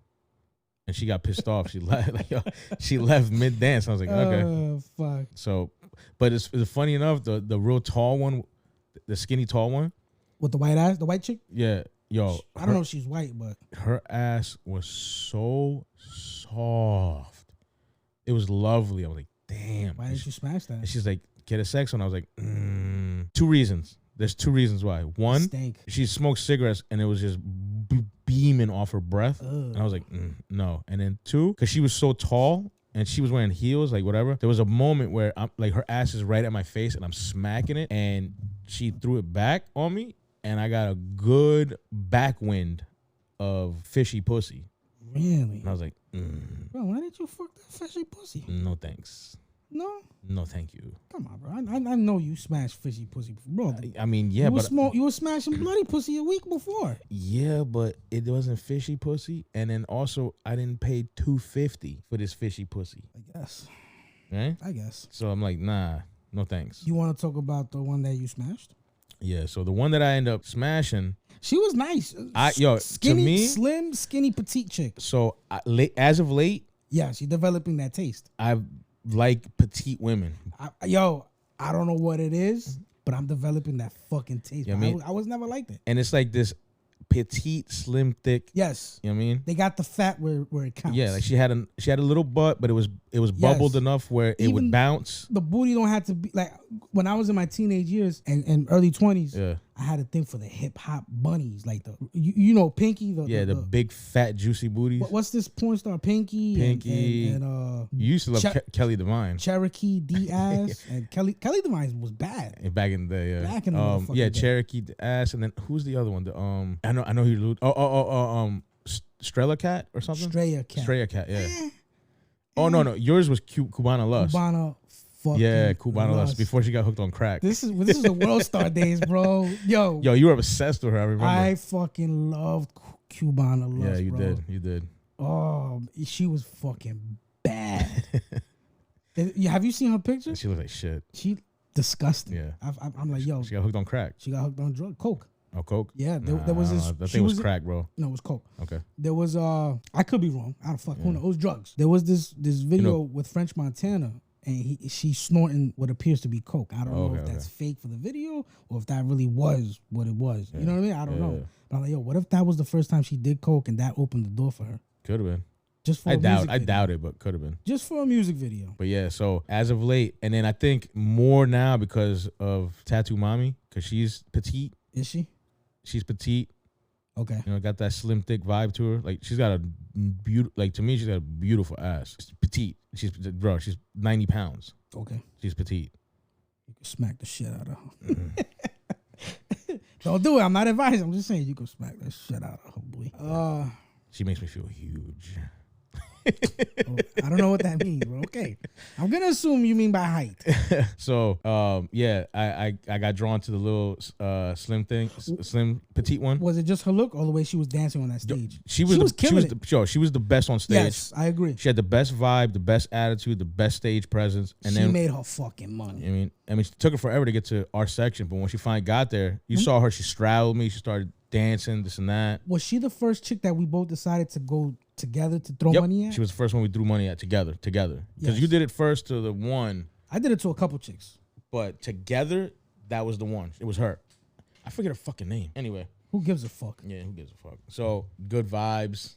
So, when she came over to our little section, you know, she straddled me. She's giving me like the nice little dance. Her ass was nice. Her little ass? Yeah, the nice preview. She even put her hands on. She got on top of you. She straddled me. She put my hands on her ass, and she's bouncing. And she's like, boom. You know what she was? She was trying to get you to fuck. And then she came in, and she's like, she said, "Do you want to fuck?" And I'm like, "Hell yeah!" I said, and I asked her right there. I was like, "Yo, what is it out of here?" And she's like, I come to you for 90 minutes, but it's 500. And I was like, nah. The fuck out of here. She said we could do an hour for 300. And I was like, no. She was like, but you could just fuck me now for 250. I was like, fuck it. Let's go. So yeah, I had to bum some money off you and Nelly because I had blown a little bit more than I expected to. You know that money that I gave you? Yeah. That was the last cash that I had. That money that I was gonna hold that for another lap dance, you bitch. Yeah. But I said, you know what? What's a lap dance to actually busting a nut? Yeah. So let me give my man my last couple dollars. I slid it back to you in the morning. So he could bust his nut. In the morning, I slid it back to you. Yeah, no. I'm not mad. Because I really thought about it. Yo, I'm really going to cock block. Let the man get his nut off. Yeah. Because I went in there with just the credit card, and I couldn't take money out because it was a credit card. Like, it wouldn't let me take money. I was like, fuck. Yeah. But anyway, between you and Nelly, you guys held me down, and I was able to, do my thing. I was back there with her for a minute, dude. You guys said like 25 minutes. I had to be back there for at least 30, 35 minutes, at least. I was not clocking you? I'll say this. I had gotten 3 lap dances. I had gotten the one from the tall, slim, big booty one. I had gotten a lap dance from the Cardi B one that Nelly fucked, and I think I got another dance. Farty B. Okay. I think I got another dance from. You went back there with my brother at one point, right? The both of you had. Yeah, I was back there with the fucking. The 4 of us should have been back there together. If I recall, it was the one in green. Yeah, it was the one in green, the one that you liked on stage. Yeah. Yeah, I got a dance from her. How was her ass? Nice. How did she smell? It's great. She had strippers. She pulled her titties. Yo, it was great. She pulled her titties out. Strippers are supposed to smell strawberries. I always think back at strawberry. Yes. She set the tone. Bar. Yeah, she set the bar. She set the fucking bar. Strippers should smell like strawberries. Her skin was super. I love stripper skin when they got that smooth skin. Yeah. I love when they smell like, I don't know if it's fucking Victoria's Secret lotion. I don't know what the fuck it is. Was that the first time we went to strip club together? Together. Okay. Yes, it was. So I gotta speak on this. I think so. We had gone to this is right here in New York in Roosevelt Avenue in Jackson Heights. We were actually in the area today. The place used to be called La Oficina or The Office in English, and it was fucking amazing. What a time! A hole in the wall. It was a $5 cover. It's dirt cheap, and then the chicks in there were like hit or miss. But what I loved about that place is that your dollar stretched. Like they worked for that money, right? We're talking about in the 2010s. Yeah, and the economy wasn't like it is today, so it was cheaper. So that's why. But no, there was like XOs and Starlets. There was other spots that was like $20 to get in. I mean, they were like premium shits, but nothing beats a hole in the wall where girls are working for that dollar, like really working. Strawberry. I don't even remember what she looked like, bro. I just knew I loved her. I remember the very first one that we kind of did that whole tucking money in and all that shit. You remember the first time we did that? Yeah, that was with her. Was it? It was with her, and she was she broke us bad. She was bad as fuck. She was bad. It wasn't even like she was thick, short, but she wasn't fat. She was perfect, gorgeous face, and then on top of that, she smelled like strawberries. It was amazing. She smelled so. Her name was fucking Strawberry. Good. I'm gonna. Yeah. The surgeries, the fake bodies, the BBL. That wasn't a thing back then. It's been around. But it wasn't a thing. The breast implants, it's been around. But back then, during that time, it wasn't like it was today, like it is today. Mm-mm. So her body, like back then, them strip clubs had natural bodies. And her fucking body was just perfect. Shit was perfect. I envy the man that smashed that. Especially during that. I don't know how she looks today. But during that era, we're talking about over 10 years ago. Yeah. So during that time, whoever was knocking that down, kudos. Salute to him. That's why he's the GOAT. Yo, she had big tits, big ass, slim waist. Oh, she was perfect in every way. Amazing. Perfect. So strawberries showed us the way. Anyway, fast forward. So we're doing the thing. We're getting busy. We're tucking the dollars. You could tell they weren't used to it because just how they maneuvered. And then something that I learned from how we do it on stage, I take that shit back into the private dance. Yes. Yeah. Because they give you more. Like they give you more. They let you touch more. Yeah. I also do it when we're getting lap dances. Mm-hmm. When I'm getting my lap dance, I slip dollars all over their outfit. I'm slick back there though. I only do $10. It looks like I'm doing a lot, but I only do like $10 because I do $1 here. Really? I rub. I do $1 here. I smack. My stupid ass. Yo, I'm giving them bitches money.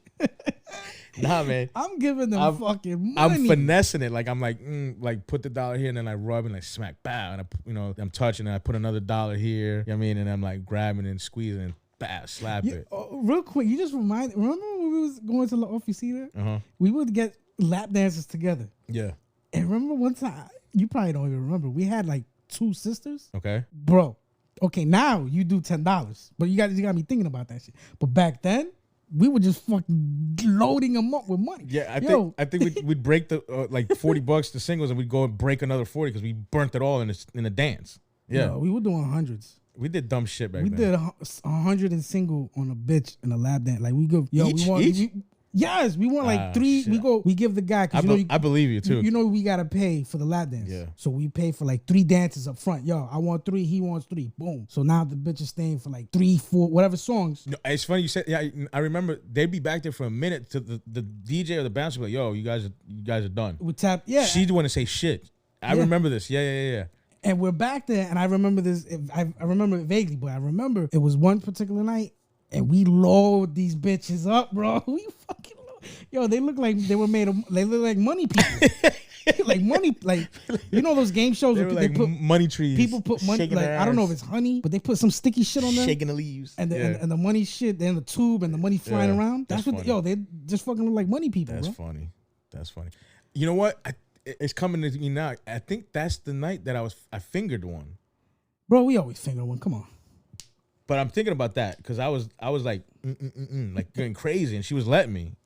I kind of stopped doing that because there was one time, I think it was Jersey. It was like a BYOB. You remember that? Oh, with me. With you. Yeah. I don't know if it was you, me, and Ellie, or just you and me. Yeah, and I think it was a gutter spot. I remember I fingered this one stripper, and that shit stank. Yeah. I never did it again, bro. Most I'll do is touch the fat pussy. Like I won't go inside the lips or in the hole.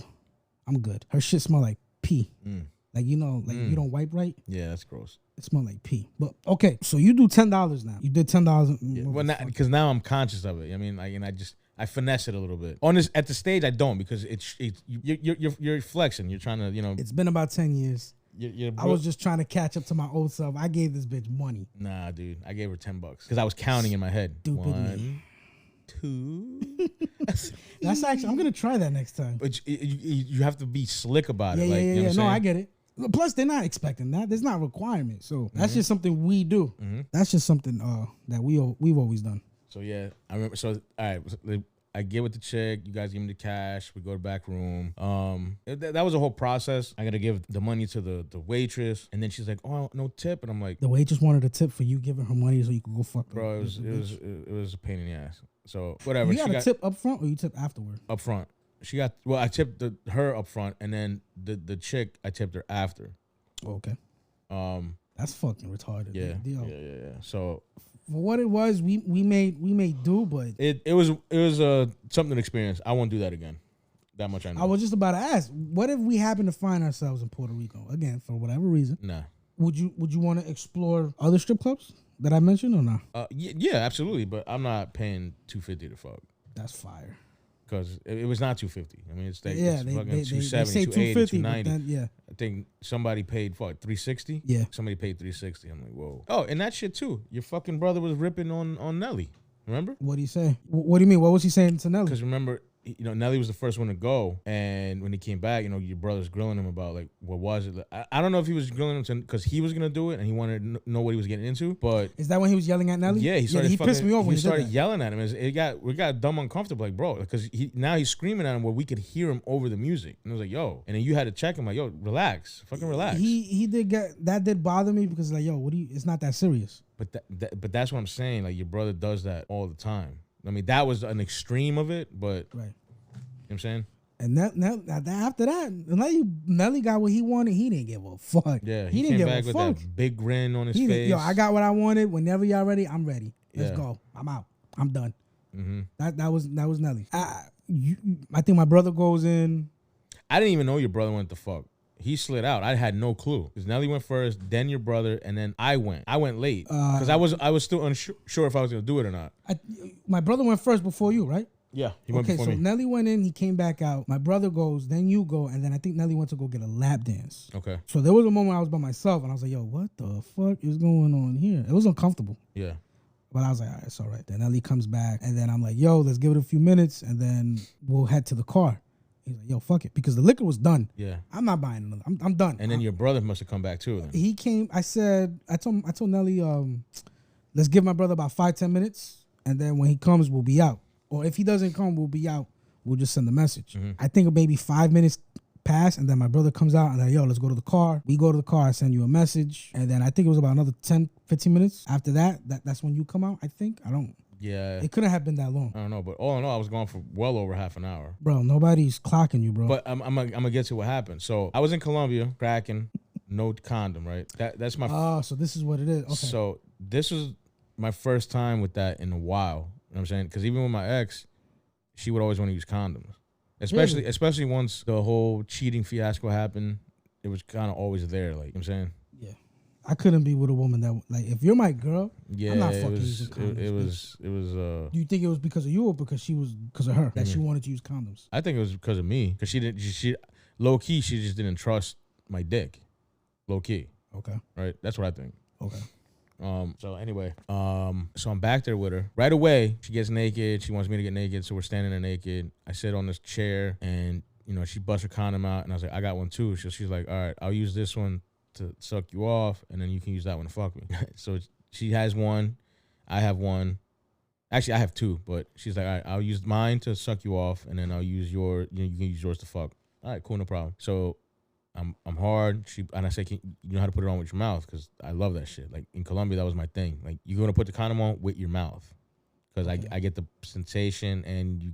Plus, their nose touches your belly and shit. Everything about it, man. I love it. So Titties she touch said your knees. she just said, of course. She was like, obvio. I was like, all right, of course, cool. So she puts it in her mouth, rolls it on, cool. She's sucking me off, and then this is where it kind of just went like right away. I couldn't feel what I had just been feeling for like a week. I couldn't feel it. So it took you a minute to get ready, to prepare. No, I was already hard. Condom went on. She's sucking me off. Okay, so it took you a minute to finish. Yeah. So she's sucking me off, but then this is where it blew me, like, because she's holding my base and she's only sucking the head and like a little bit of the shaft. I'm not that kind of dude. I like to feel lips on shaft. I want you all the way down, and it's not like I'm packing much meat here, but I want your lips all the way down to the base. I mean, that's where I like. So about that base, about that. And she's not doing that. So, and I have having to push her head down. She was like, and she's like, oh, no. Then I instantly could tell she just didn't like sucking dick, which I was like, that was a bummer, because she would suck my dick and then she would spit in the trash can. So I don't know if it was the taste of the condom or she just. It kind of turned you off. You were kind of like losing the excitement. She's sucking me off. She's like, all right, she gets on the floor. She's like, fuck me. Okay. So she gets on all fours. I go to, fuck. And then, I put it in. And the bench that was there was so fucking high that I had to kind of do the tippy toe thing. It wasn't, Really? it was too high for what. Okay, hold on. Describe the back room, because I didn't do this. Right, I'm the only one who didn't partake. It's a rectangular room. Okay. And then in the back of the rectangle, it's just a bench. That's wall to wall. A park bench? Like what kind of bench? It's like a padded bench. Like they made it into like almost a bed. Okay. You know what I'm saying? So it was too tall for you to. It was too. So I remember when I sat on it at first, I had to hop up on it, and I scooted all the way back. That's uncomfortable. So because it's meant, they put like a little couch. Because I think it's meant to be like a bed, right? So you didn't get on top of it on your knees, like. No. She didn't give you that option. Dude, the whole thing was awkward. So leading up to it, I waited like 5 minutes. About 5 minutes, up to 5 minutes, between her getting the transaction, the waitress coming in, the whole this and that other business deal. I would kind of go limp after that. Like, yo, I'm waiting all this time. Like, so that all happens. So then we strip down. I get hard. She's sucking me off. While she's sucking me off, it's not like I'm hard, but she's sucking me off, and it's like not turning me on. I'm hard, but it's not turning me on. Yeah. All right. So I go to fuck. When I go to I went to go put it in, but I'm at such a weird angle that I'm like jamming it in and upward, so I'm hitting wall, and I'm trying to accommodate to it. I try to scoot her down and this whole thing, and I could feel like I'm losing strength here, right? I'm like, fuck. So I'm like, yo, I need you to suck it again. Oh, so she did it? Yeah. So I made her tight. So then she was like, and I'm a sick fuck anyway. I like them to suck my dick after I put it in. Always. Just okay. I have this weird thing, like if they suck my dick after that, then I know they're good. If they have a problem with it, then they got a raunchy pussy. I could have lived my life without knowing that information. But okay, Junior, go ahead. I'm just telling you, I'm trying to give you some secrets. I'm not gonna suck your dick, but okay. But now I know. Secrets for the future. In case I ever suck your dick, now I know. No, you know what I mean? If you want to know if a bitch is good to go, have her suck your dick after you fuck her, and then you'll know. If she won't, then it's a problem. Okay. I could tell that she was a little like, she was annoyed by it, but I was like, I don't give a fuck, I'm paying you. So she has to get back on her knees. She's sucking me off. All right. And then I'm like, look, you need to go deeper. Like this whole sucking my mushroom is not working. You need to go deep. So she started going deep and gagging. This is the skinny chick. Oh, shit. You know what I'm saying? So maybe I was too much dick for her. I don't know. I don't know. Nah, she's skinny. She could take dick, bro. Yeah. Skinny bitches take That's dick. what I thought. It's the big chicks that. That's what I thought. So, but she definitely didn't like sucking dick. That much I knew. Like I could just sense it. And then I'm making her suck my dick again. So she's, doing it half-assed. It's not really working for me. So I'm like, look. I was like, I'm gonna need you to suck it without a condom. Because this ain't. No, she did it? Nah, she wouldn't do it. Oh, okay. She would not do it. Good for her. She would not do it. Why is that? Why is it good for her? Because she's not fucking stupid. You just had your dick raw and a fucking bitch with a period. Are you stupid? Are you stupid? Good for her.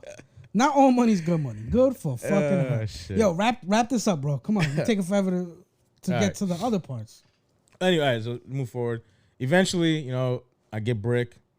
I tear it down. I bust my nut. And then I had meant to get her number before. Then after the whole thing, I was like, she walked out. It was a turnoff. She said, wait for me. I'm gonna change real quick. I was like, yeah. I go to the bathroom to clean myself up a little bit. She gave me some wipes to clean, but I wanted to wash my hands and just kind of freshen up. Yeah. And then I just fucking got out of there. I didn't wait That's for her. when you saw my text and you left. Yeah, I got out of there. And that's when we link up. Was that the night we almost died on the way back because Nelly was driving, and that was that night, right? Yes, it was. It wasn't his fault. It was. Well, he didn't know about the whole honking and going, all that shit, and then when he started, Puerto Rico's fucking crazy to drive. If you're listening, you ever go to Puerto Rico and you think about renting a car, be fucking careful because they drive fucking crazy. At nighttime, that red light does not exist. However, you do have to slow down, look both ways like you're crossing the street, and keep going after that. That's all I got to say. And why is that? Because some fucking idiot, again, the red light does not exist. So according to my brother, and I don't think he's wrong, if you stop at a red light, you could get robbed. That's pretty much it. Yeah. So at nighttime, people are pretty much just on go. It's that red light does not exist. So when you're approaching a red light, you got to slow down, look both ways, and then continue. Treat it like a yellow yield. Yeah. Yeah. That's it. Red does not exist at nighttime in Puerto Rico. So we get back. That's it for the night. I think that's it. And then was that the night that we had the indoor pool? Yeah. Because we woke up the next day. We had to wake up the next morning, 7, 8 o'clock, some shit like that. Well, because we wanted to do the beach before we went to. No, we did it. Yeah, remember we wanted to do the beach, and then go. No. Yeah. No, not at all. We had talked about going to the beach first and then going to the party. Oh, this was the party. I'm bugging. Yeah. I apologize. Because the party first. I definitely apologize. We did not make the beach. No, So hold on, we're skipping a few. Be careful when you rent the Airbnb. Make sure you read your reviews. The place that we had, it was nice. It was decent. But the plumbing sucked ass. Yeah. I woke up in the middle of the night to go, I think, take a piss. And no, I went to go take a piss. I went to go take a piss. And there was water on the floor. Now, I'm half asleep. I don't know this shit. Bro, water on the floor ain't it. No. I'm giving you what I first noticed, bro. I wake up and there's a little bit of water on the floor. I'm like, what the fuck? I get in the bathroom and there's water on the floor in the bathroom. I'm like, yo, who the fuck did this? I open the toilet and the water's all the way at the top, bro. If I fucking pissed, that shit would have overflowed. So I end up pissing in the shower. But I noticed that the shower as well, the drain, the water was up. Backed up. And I'm like, what the fuck? So then I turn off the light. I go back to the room. I'm like, yo, I'm not fucking doing this right now. I go to my room and that's when I noticed there's water all over the hallway floor. I'm like, yo, what the fuck? What is going on? So I grabbed my luggage because my luggage was on the floor. Yeah. I put everything in the closet right on the shelf. And it's crazy because the water, a couple more feet, and my clothes would be wet. This happened to me in the Dominican Republic when I went to Punta Cana. My luggage was on the floor outside of the shower. Like it was on the other side of the shower. Okay. In DR, sometimes they build shit half-ass, especially when it comes to the shower. Sometimes, most of the time, there's always a fucking leak or some water running where it shouldn't be running. So one day, the water touches my luggage and then my clothes smell like mildew. That sucks. Yeah, I was pissed off. So Puerto Rico, I see the water on the floor. I'm like, nah, this is not happening again. I grab my shit, put it on the shelf, turn off the light, and I go back to bed. But I hear you in the bathroom. I don't know it's you, but I know it's somebody. So I get up and then it's you. I'm like, oh shit. Yo, you see this? Because I went to go piss. You went to go piss. And then I'm like, yo, let me get a second opinion on what the fuck. And then you're like, yo, what is it? So we figure it out. All right, boom. I go to see Nelly's room because now I'm really looking at the floor. And it's wet all over the fucking floor. His whole shit was flooded. His whole shit was wet. Because he had the master bedroom. So his bathroom was flooded. His room was flooded. The doorway was flooded out to the hallway. His shit was fucked up. It was an aquarium. Yeah. So I go check on my brother. And same shit. His shit is wet. Yo, bad, bro. His shit was wet bad. I think Nelly had it worse than my brother. And then I think me, which it wasn't bad for me, and then you. No, my room was dry. That's what I'm saying. It was only me and then you. It was only tracked water because of my footsteps. Yeah. My room was completely dry. It only went right under my door, and it stopped there. But you were completely dry. But Nelly and my brother really got fucked. They got really fucked with that one because that shit. Yo, they had aquariums. That's hilarious. But my brother, like, with Nelly's floor, you can see it was wet. Yeah. My brother's floor, it was like maybe an inch or 2 inches of water on the floor. Yo, what the fuck? Damn. You know how you're in a puddle, you can kick that shit. Yeah. That's how it was for his. And I was like, yo, what the? But his shit wasn't wet though. That's fucked up. It was only a certain area. Yeah. That's fucked up. I was like, yo, this shit is ridiculous, bro. Apparently, what happened was because it rained, all the piping back flooded. Because it came out of the shower, it came out of the toilet. Because it came out of both showers. Yeah. Ours and Nelly's, and it came out of both toilets, where both toilets were overflowing and gurgling. That's crazy. It was fucking crazy. So I go back to bed. We wake up early. It's time to go to this party. He had a dinner for the people that went to go visit for his mom's thing. Yeah. We didn't make it to the beach, right? That morning, we just went straight to his party. Yep. We just went to the party. It was nice. We definitely did not. We were underdressed like crazy. We did not expect it to be what it was. I didn't expect that. It was like a fucking ranch, but it was like really like catered and all that. I went in there with fucking swim trunks and slides. You know what I mean? We all did except for Nelly. Yeah, Nelly's the only one dressed. Who sort of kind of dressed up. We don't gotta talk too much about that. That was day 3. That was cool. I think after that we didn't even do anything that night. That night, I don't believe so. No. Right? Nope. We didn't. We didn't even buy food. Thank God, food was catered. You know, everything was like, yeah, we were good. Day 4. This is when the tragedy happened. We wake up early. Now, this day, I think it's Sunday. This is the day we go to scatter his mother's ashes. Yeah. So we go to where we scattered my mom, you know, the place. We get there early. He's telling my brother, yo, I'm running late, yada, yada, yada, whatever. So we get there early. We're in the parking lot. We're like, fuck, what do we do? It's going to be like another hour. That's what you guys said. I said, nah, it's going to be another 3 hours. Because it was 9:30. And I was like, these motherfuckers ain't going to get here till 12. So my brother sees, like, I guess a worker there. I don't know. He started talking to my brother. My brother's like, oh, what's there to do? And he jet skiing around. And he tells him Playa Santa. Mm-hmm. My brother drives it. It was a beautiful beach. It was. Very beautiful. Right. I saved it on my phone. I would definitely go back. Yeah. I wouldn't go back to the other side. Yeah. Maybe if I ever go back, I will go there just to look for my fucking phone. So we get to Playa Santa. Yep. We're walking the beach. We're recording. The water was beautiful. We get to the side where they have jet skis. Mm-hmm. The water there is beautiful, but it's not as clear as the entrance. It's fucking... That's because the boats and the jet skis on that side, so it's shaking everything up. Yeah. So we speak to the guy who rents out the jet skis. He's telling us about another 30, 40 minutes. We're like, fuck it. Let's go in the water, cool off until it's time. I'm going to start crying.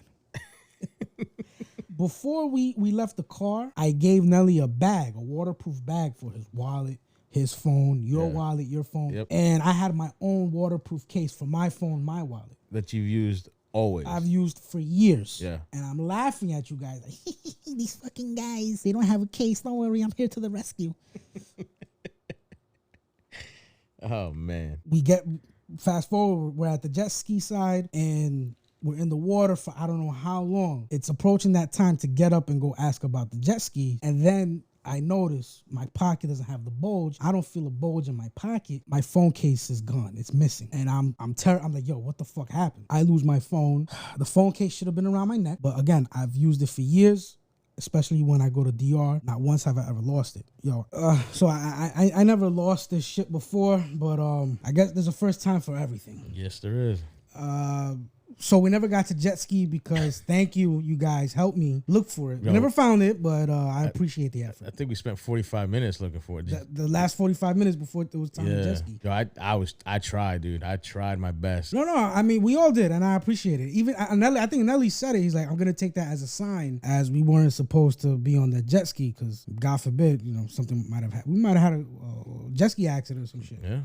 You never know, but I was pretty bummed out about it. I still kind of am, but it's a material item that's replaceable. But I did lose my cell phone. I did lose my debit card, which was new, by the way. Damn. And I did lose my enhanced driver's license. You have to just get another one. But I just got a new phone. I'm waiting for a new debit card in the mail, and once that comes, I'm going to order myself a new driver's license, enhanced. Mm-hmm. So they finally come to the area. We go back to where we were in the beginning. We go spread his mother's ashes. I got a little emotional because it was just like, do you remember when we went to go spread my mother's ashes? I wasn't emotional at all. Everybody else was, but I was like... Until the ashes had to be spread. That's when you broke. No. When I saw my brother Well, I was the first one to scatter her ashes. Yeah. When I saw my brother tearing up and crying, that I was cracking. But I muscled through that, and then for the rest of the day, I was good. When we went to the island, Isla Matagat, now we're talking about when we scattered my mother's ashes. Everybody had went in the water, and there was a moment where me and Nelly were alone, and I started crying there. But on the boat that day, I think I wasn't emotional. I only cracked when I saw my brother cry. So now we're here scattering his mother's ashes, and that shit hit me. I didn't expect it to. I thought I would be good, but when I saw him get emotional over his mom, and it's like, yo, that shit hit. Yeah. So it brought me back to that, and I got emotional. I tried, but it is what it is. After we scatter his mother's ash, we go eat, and then we head back to the Airbnb. We were supposed to go to the beach, Playa Buye. Yeah, but it was too late. It was our last day there. We had a 2-hour ride back. Yeah. Yeah. So we head back to the Airbnb. I guess we get ready for the next day, jump in the pool. And that was Puerto Rico, bro. Like, yeah. I didn't want to go to Puerto Rico when... Oh, we forgot. We went to Sizzlers. Oh, we did go to Sizzlers. Yeah. I haven't been to Sizzlers in years. I didn't even know they were still open. I had forgotten that there... Because I did look it up a couple years ago. Yeah. That there was one. But I'm according to... I don't know if it was my brother or Nelly. One of them said that there's multiple Sizzlers. Supposedly, yeah. I'll be honest. I don't know if it's because we went the last hour about to close. It was trash. But it was not hitting the way I remember it as a kid. It was trash. But Golden Corral all day. I do like Golden Corral. I went to Florida with my kids in 21, and that was dope. But I was dreading going to Puerto Rico in 22. We went. After that trip, I was like, yo, I'm done with fucking Puerto Rico. I'm not going back. Then this happens. I'm like, all right. This trip is done. I don't want to go back to Puerto Rico, but I think I'm going to have to go back when, God forbid, my grandmother, it's her time, if you know what I'm saying. I want to stay out of Puerto Rico. It was dope for what it was. We made the best of it, yeah. But I'm done with it. I just want to go to DR. Right now, I got my eyes on DR, Jamaica, the Bahamas, and, maybe even Colombia. So the rest of this year is only DR? Or you got something else before DR? Because DR is going to be December. I'm waiting on a check. Depending on how that check is, if it's enough, I plan on being financially smart with it. Okay. But if there's enough, a little chunk where I could get away real quick, I want to take my kids somewhere first. If there's enough to take them somewhere and do my thing, then I'm going to take them somewhere and do my thing. But if it's just enough to take them somewhere, I'm going to do something with them. They deserve it. Yeah. But that's good. I definitely want to go to Jamaica, and I want to go to the Bahamas. That was Puerto Rico, bro. I mean, yeah. Would you go back? Oh, of course. I love Puerto Rico. Puerto Rico's nice. It's not one of those scumbag trips. You can make it a scumbag trip, but it's not. It's like Miami on an island. Yeah, I love Puerto Rico. Beautiful water, beautiful island, beautiful people. Yeah, I'll definitely go back. I'll be back at some point. Let me go back to the script. Oh, shit. Thank you for listening. If you'd like to get in touch with us, you can find our socials on Linktree /Chat Circus. I'm your host, Nano. I'm Junior. And this is the Chat Circus. Chat Circus. Are you going to finish that croissant?